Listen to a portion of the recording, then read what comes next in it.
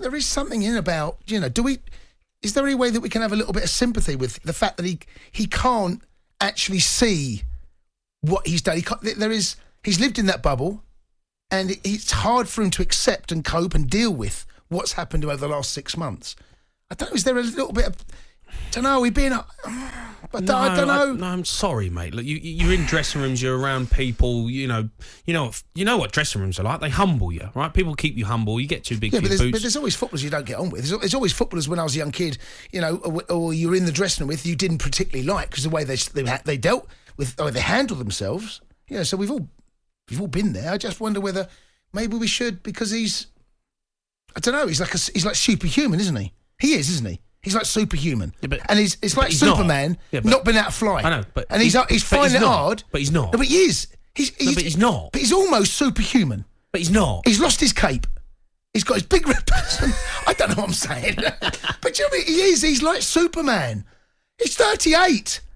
Look at him. Okay, he's going to another World Cup. He's an unbelievable professional athlete. I know. That's what he is. I can see what you're saying. He's not above anyone else. No, but I can see what you're saying, and I agree with you. But he can't. Try and look at it through his eyes for a second. And again, I go back to the personal tragedy, and also it's a personal tragedy on a personal level, and also now on a professional level, that he's, he just can't see it. He can't see it. And I'm not disagreeing with you. I'm just trying, just having spoken to a couple of fans and just watching some of the comments come through. It's like, maybe he is Superman that's lost his cape, and he can't. Can't fly anymore. Imagine that. Imagine Superman can't fly anymore. He's not Superman anymore, is he? What is he then? I don't know. He's just a man. He's just one of us. He can't deal with it. That's what's happened. He's lost his cape. All right, let's go to Dave, who's a Man United fan. All right, Dave? How you doing? All right. Yeah, good, Dave. Has he lost his cape, Dave? Well, obviously getting older, but I wouldn't say he's lost his cape. And I'm actually a little bit disappointed with the way United fans are reacting. Ronaldo's been a good servant for United. And Ronaldo, arguably, in my eyes, was the best player in the world. Mm-hmm. And if the young players won't listen to him, well, that's got to be really frustrating on his part, We all know football's changed. But at the end of the day, if I was at United when I was a kid, I'd certainly listen to Brian Robson because he was a legend, Mm-hmm. Would you listen to Ronaldo? Yeah, I would, yeah, because of his experience and everything, and he's been out there, he's done it. Christ, he's been the best player in the world for how long? Right. But you're watching this interview, Dave. You say that the media are hanging him out to dry a little bit. Well, of course they are. But he staged the interview though, Dave. It's his interview. We've had it all day. Sky Sports snippets firing out. Bullet points. But it's his interview, Dave. He asked Piers to do this interview. All right, yeah, but Sky Sports put out everything that was negative today. And that interview actually wasn't that bad. It wasn't that bad. No, it was, Dave. A lot of people think his attitude is bad because he's not English. It comes across as very blunt, right? But do you think he's lost his cape, Dave? I think he's more than capable to score goals at United. Right? Use that word capable deliberately. The only thing that I think that he's done wrong in this interview is calling Ten Hag out as a manager. He should never have done that. It should have been worked out behind the scenes. But everything he said about the Glazer family running United, every United fan knows that. It's the truth. He's told the truth. I know, but why? But that's fine. He's told the truth, but there has to be consequences. That he is employed by Manchester United, by the Glazers. They pay him $600,000 a week. As a professional athlete, you know that that's not acceptable. Everyone knows about the issues that people have got with the Glazers. He doesn't need to come out and tell people that. Everyone knows. So how's it? It can't be classed just because he's Ronaldo. It doesn't make him bigger than Manchester United that he thinks he can come out and say stuff like that. So let's spin it a different way then. Everybody in England knows about the Glazers, but it's not known in America. It's not known worldwide. Okay, but what difference does it make? Well, that interview tonight would have been watched worldwide by his fan base, right?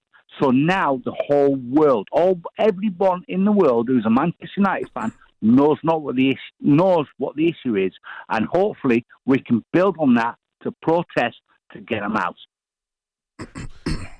I don't know if that's what people are going to think. I think people are going to look at that interview and think, I think he's out of order. I think Manchester United have took the steps in the right direction this season with Ten Hag, with bringing in some decent players. Well, and Ronaldo's on his way out, and he's kicking up a fuss because he's not a part of the team and part of the makeup. That's what I look at it and think real football fans are going to see. You're going to get your Ronaldo fans, but Ronaldo fans are not going to stand outside protesting against the Glazers. Let me ask you this, Dave. Let me ask you this, right? Yeah, this time last year, what was different? Why didn't he come out this time last year? Say it. Yeah, well, that's a good comment. But why didn't Dave, if he'd scored 15 goals this season, do you think this interview would have happened? He's obviously not happy. But why isn't he happy? He's lost his cape. No, you guys are spinning it that he's not playing. I just think that he's on the fan side. You remember what he said tonight? He said, I love the fans, right? He's watching a football club being destroyed from the inside. And maybe he's just had enough. And maybe he's using his platform to announce it to the world, to gather some more. Yes, but he's also got an axe to grind, hasn't he? He's got an axe to grind. He's got a reason to come out. He's not playing. Ten Hag clearly doesn't want him at the club. He felt like he was trying to be forced out. He wanted to leave. It never happened.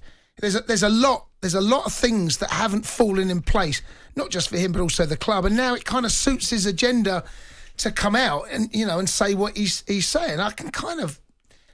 Okay then. Okay. So if they didn't want him at the club, why didn't they let him go? Well, do you know why they didn't let him go? I don't think anyone was. That was he was a commercial asset to sell. I don't think anyone wanted him and everything. Dan, I don't think anyone. I think getting rid of him was who's going to want to sign Ronaldo on $500,000 a week? That's not an easy thing to do. And there's only so many clubs in world football, and there's only so many places in the world where he can go. He can't head off to Tranmere. Do you think the Glazers will actually terminate his contract? I think they'll be thinking about it. Yeah, well, they took his mural. His mural down, Dave. The big, massive mural outside Old Trafford. He's gone. They've took that down today, so they're not happy. They're gonna be looking at this and go, "No, hold on a minute. We need to make a stand. This is not acceptable. You're a football player for the football club. First and foremost, we employ you. We're paying you. So you're not bigger than Manchester United. Ronaldo's not bigger than Manchester United. No, I agree.